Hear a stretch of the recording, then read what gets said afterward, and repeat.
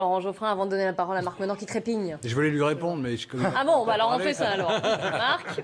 Oui, d'abord qui parle. Ok, alors Marc. Bon alors, deux, trois petites choses, Je me merci. doute de ce qu'il va dire. Ben oui. Non, mais il n'y a pas de surprise. Mais non, déjà, à force de nous matraquer, n'oublions pas que l'on crée de l'immunodépression. C'est-à-dire que les systèmes de défense naturelle s'effondrent. En temps normal, 25% de la population de plus de 17 ans prend des psychotropes. Aujourd'hui, on est à 45%.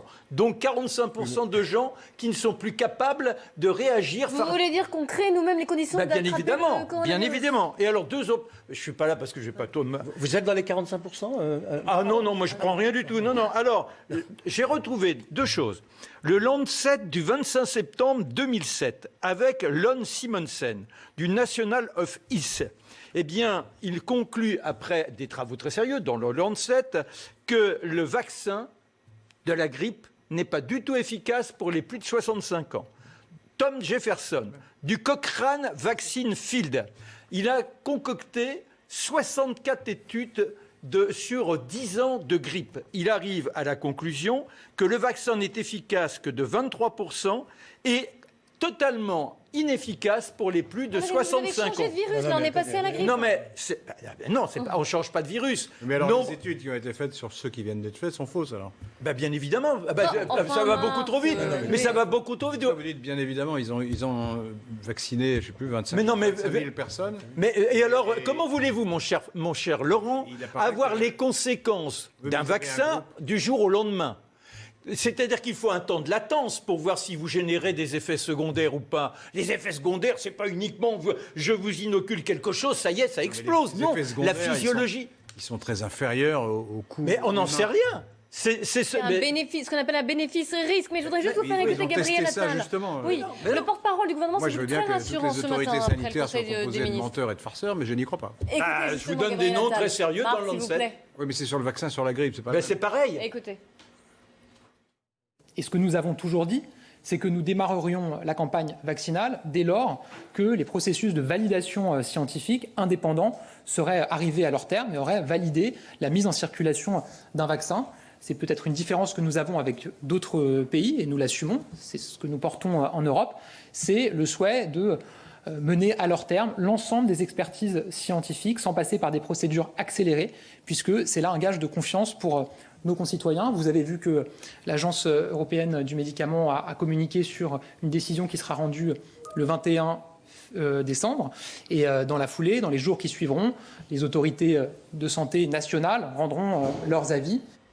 Je rappelle que Jean Castex va prendre la parole cet après-midi également pour détailler la stratégie vaccinale du pays. Mais je pense que personne n'a intérêt à mentir. Je voudrais simplement dire, cet argumentaire sur les vaccins, moi ça m'hallucine, ça me sidère. Mais attendez, la science, c'est quand même le doute, la science. Laissez-moi terminer. Mais oui, mais non, mais vous dites je veux dire que s'il n'y avait pas eu ces vaccins, vous auriez la coqueluche, je serais mort de la rougeole, de la diphtérie, du tétanos, de la poliomyélite, de l'hépatite B, des oreillons, de la rubéole, de la méningite et des pneumopathies. Oui ou non? Vous êtes vacciné de tout ça? Non. Alors vous ne voyagez pas. Mais comment ça? J'ai fait le tour du monde comme vous. Bah, avec heureusement. Avec les sans vaccins. vaccin. Sans vaccin. Sans vaccin, mais c'est. C'est pas mon cas. C'est pas mon accepté. Mais c'est pas mon cas qui est intéressant. C'est l'étude que l'on peut faire de tous les rendus sur les vaccins. Tous les études ont été faites. Mais non, mais il n'y a pas. Non, mais non, justement. Le vaccin est quand même un des énormes progrès de la science appliquée à la vie humaine. Laurent Geoffrin, puis Dominique de Montvalon. Incroyable. C'est irresponsable. Mais non, complètement Pourquoi irresponsable. c'est irresponsable? C'est complètement irresponsable. Laissez terminer Laurent Geoffrin. Il a raison. Je termine. Oui, bien sûr. Je commence et je termine. Non, mais bien sûr. C'est irresponsable parce que, comme le dit notre ami, il s'est prouvé, ça y est, c'est fait. Non, c'est pas prouvé. On sait que les vaccins contre toutes ces maladies infectieuses fonctionnent. Ils ont marché. Autrement, pourquoi est-ce qu'on les ferait à ce moment-là? Eh bien, parce que. C'est une espèce Est-ce que le tétanos. Je vous donne. C'est une paranoïa totale. Est-ce que le tétanos est contagieux? Laissez terminer. Je vais terminer. C'est une paranoïa totale que de penser que l'OMS les principaux professeurs de l'ONU, médecine du monde entier, Nations Unies, les autorités sanitaires, les gouvernements, successifs, les statisticiens, les épidémiologistes, tout ça, ils se trompent tous. Pourquoi sur toutes les maladies, mais vous êtes fous de pourquoi de dire des choses comme ça, c'est irresponsable. Mais c'est irresponsable. Mais lisez les revues scientifiques, vous avez des dissidents. J'en ai lu. Et alors, vous avez quand même. Les dissidents se trompent aussi. Mais je ne dis pas. Mais c'est non seulement irresponsable, mais c'est dangereux. Mais arrêtez. Mais oui, je suis un criminel, je devrais être arrêté. Mais c'est dangereux. Mais non, mais si, on n'en est pas là encore. On n'en est pas là encore. On va se poser la question. Mais en ces temps de crise sanitaire, c'est vrai que ce genre de discours, Marc, il faut le nuancer peut-être. Mais non, mais enfin, moi je viens en nuanceur de quelque chose qui vient. Pas vraiment en nuanceur là, désolé, mais non. Je viens. L'étude de 2007 dont vous avez parlé, un an après, il y avait une épidémie de rougeole. Un an après, il y avait une épidémie de rougeole. On a rendu le vaccin obligatoire de la rougeole en 2008, et puis on a renouvelé cette obligation en 2011. Dominique de Montvalon. J'ai entendu ce que vous disiez. D'abord, j'ai plus de 65 ans et depuis des années, chaque année, je me fais vacciner contre la grippe. Alors c'est sans doute une coïncidence, je n'ai pas ou je n'ai plus la grippe pendant l'hiver. J'espère que ça va continuer. C'est le cas aujourd'hui. C'est le cas aujourd'hui au sens où je ne l'ai plus. La deuxième chose, c'est qu'il y a un autre virus qui a surgi et qui a gagné malheureusement les scientifiques, pour lesquels j'ai en théorie et même en pratique le plus grand respect. C'est la volonté de se singulariser à n'importe quel prix, comme on dit dans le langage médiatique, mais eux, ils sont au-dessus de ça, de faire du buzz. Alors, je vous dis, cher Marc, vous citez tel ou tel ou tel, évidemment, non seulement il n'y a pas d'unanimité, mais il y a certains qui cultivent la singularité pour s'afficher. Alors, on va chercher dans Lancet de telle année quelqu'un qui a contredit un autre, etc. Je suis quand même troublé. Je vous aime bien, et plus que jamais, mais je suis troublé parce que attendez, vous ne savez pas l'impact que vous avez sur ceux qui vous écoutent. Mais le professeur Debrenne, pas compte. Le professeur Debrenne et le professeur Bricker ont sorti un livre sur la pandémie du H5N1. Ils prédisaient dans ce livre 500 000 morts. Il n'y a rien eu, l'épidémie s'est arrêtée comme ça. C'est-à-dire qu'il faut sortir de ces conditionnements dans lesquels on nous place. Non, mais ce que vous avez indiqué comme ça. Mais non. Mais si. La rage. Non, mais ce qui la rage, vous savez que la poliomyélite aussi. Mais la rage. Est-ce que vous savez que le vaccin de la rage, j'ai fait une enquête. Non, je connais bien. Je connais. Non, mais Bon, Pasteur est un farceur. Je connais très bien. Alors que se passe-t-il sur l'histoire que se passe-t-il sur l'histoire de Pasteur? Que se passe-t-il sur l'histoire de Pasteur? Alors, puisque vous connaissez bien le dossier, sortons le dossier. Que se passe-t-il? Pas forcément, là, on avait tellement de choses à... Mais non. à voir. Comment? C'est-à-dire que vous avez le petit Alsacien. Ben non. Je connais, enfin bon, arrêtez. Il y a plus les oreillons, c'est fini. La rubéole, c'est fini. La méningite, c'est fini. Enfin, arrête. Et la peste s'est arrêtée aussi. Et alors? Et sans vaccin? Oui. Sans vaccin, vous croyez? Sans vaccin. Oui, avec une immunité collective et des millions de morts. Dominique de Montvalon. Non, mais je ne vais pas faire la psychologie, votre psychologie, au moins sur les marges, cher Marc. Mais il y a un mot qui m'a beaucoup frappé, que vous avez prononcé il y a 3 minutes. Quand j'interviens, je veux nuancer. En réalité, alors évidemment, étant donné votre façon de vous exprimer, carré, quelquefois polémique, ça paraît très surprenant, surtout que vous flinguez quand vous y allez. Mais je comprends ça. Ce que vous exécrez, c'est l'unanimisme. C'est la pensée unique, etc. Et sur ce terrain-là, vous essayez de faire valoir, c'est comme ça que j'interprète les choses, vous essayez de faire valoir des approches contradictoires, des approches nuancées pour le coup, etc. Mais ce qui est la faiblesse, pardon, j'arrête, mais ce qui est la faiblesse de votre démarche, c'est que pour faire valoir ces pensées qui nuance effectivement l'ensemble et qui en tout cas ne concourt pas à un unanimisme qui est quand même quelque chose de souvent asphyxiant, vous tapez sur des réalités qui ont permis des libérations collectives extraordinaires. Et donc vous tuez l'approche personnelle qui est la Est-ce que vous me laissez juste 1 minute 30 pour vous rappeler Pasteur? 1 minute 30 1 minute 30. Vraiment? Non, vraiment 1 minute 30. 40 secondes. 40 secondes. On a le troisième. Alors, le petit Mester, il n'y a pas de contrôle. On ne sait pas s'il avait véritablement la rage. Le maître du chien qui a été mordu ne développe pas la rage sans être vacciné.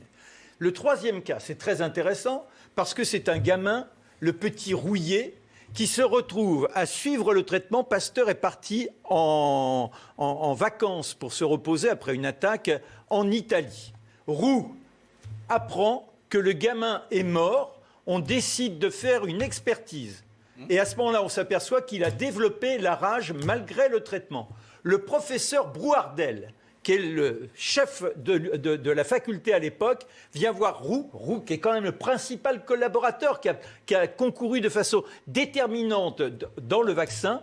Il lui demande ce qui se passe. Eh bien, Roux lui dit oui, le lapin, il est mort. Eh bien, Brouardel lui dit nous allons mentir devant la commission dans 2 mois. Et devant la commission, Roux affirme que le petit lapin qui a concouru après avoir, on a extrapolé donc de la moelle épinière, on a fait un extrait qu'on a inoculé au lapin, et il dit le lapin est en pleine santé. Et ben, voilà exactement, ça se lit chez Roux, ça se lit, etc. On va revenir certainement à l'instant à l'actualité qui n'est pas bridée par ce que vous dites, mais on est en somme à vous écouter, parce que là, vous n'êtes plus dans la nuance, vous êtes dans l'affirmation mastoc, si je puis dire. En somme, nous vivons tous, et depuis plusieurs générations, et encore aujourd'hui, tous autant que nous sommes, que nous ayons 70 ans ou 20 ans, et avec l'espérance, nous vivons tous une gigantesque escroquerie collective. C'est-à-dire qu'on nous aurait, on aurait masqué des choses, on aurait trafiqué des résultats. Non mais, à vous entendre, c'est... Mais non. Est-ce que je l'invente? C'est exactement la même chose. Non, cette argumentation, je la connais par cœur. C'est exactement la même que celle que développent ceux, par exemple, qui disent que le 11 septembre, c'est pas... Bon, non, mais enfin, arrêtez. Mais pourquoi je peux terminer une phrase? Ben non, mais non, parce que vous pouvez pas me traiter de complotiste. Ah bon, bah d'accord. C'est pas un complot. Si c'est pas, qu'est-ce que c'est si c'est pas un complot? Alors, mais attendez, si vous m'interrompez à chaque phrase, on peut pas parler. Alors allez-y, parlez tout seul. Je parle pas tout seul, je vous parle de Brouardel et je vous parle de Roux. Laissez terminer. Comment vous les contestez? Je vous donne la parole après pour les Français répondre. ont aujourd'hui envie d'être débarrassés du Covid. Ça consiste à prendre deux, trois erreurs, 2-3 faits marginaux, à les monter en épingle et à remettre en question tout ce qui a été constaté par tous les gens de bon sens. Et c'est la même mécanique, c'est-à-dire que c'est au nom du doute. Alors moi j'en connais d'autres qui doutent. Par exemple, il y a toute une secte qui dit que la Terre est plate. Non, mais enfin, ils ont des arguments. Compte, mais il n'y a pas d'arguments. Ils ont toute une série d'arguments. Et ils disent oui, mais on a le droit au doute. Bien sûr qu'on a le droit au doute. Mais il y a un moment où les résultats sont là quand même. Bien sûr que non. Et si vous allez dans une entreprise dans laquelle il faudra être vacciné, je démissionnerai. D'accord. Et si vous devez prendre un avion sur lequel avec un passeport... Je ne partirai pas. Ou je ferai un faux si j'arrive à faire un faux. Ah bah bien l'exemple, bien. Donc, mais non, mais je vous dis, vous me posez des questions personnelles. Je suis très intéressé et très intrigué par ce mode de raisonnement, parce que c'est quand même assez rare aujourd'hui. C'est-à-dire, est-ce que vous considérez qu'il n'y a pas eu aucun progrès de la médecine depuis 50 ans ?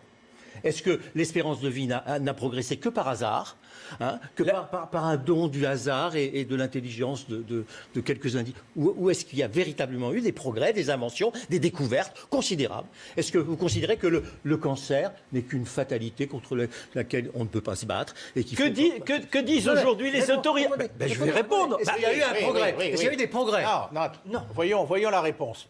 Première, alors, on peut prendre point par point. Mais rapide la réponse. Oui. Rapide. Sur 40 secondes. Sur le cancer. Ça n'a jamais été 40 secondes. Sur le cancer, les autorités médicales aujourd'hui disent que 75% des cancers sont dus à nos façons de nous comporter à table. Et que par conséquent, il faut arrêter de boire, il faut arrêter de fumer, etc. Mais non, vous me dites, ce sont des autorités qui sont... Et par conséquent, depuis... pas dire que les vaccins sont bons ou mauvais, ce que vous dites là.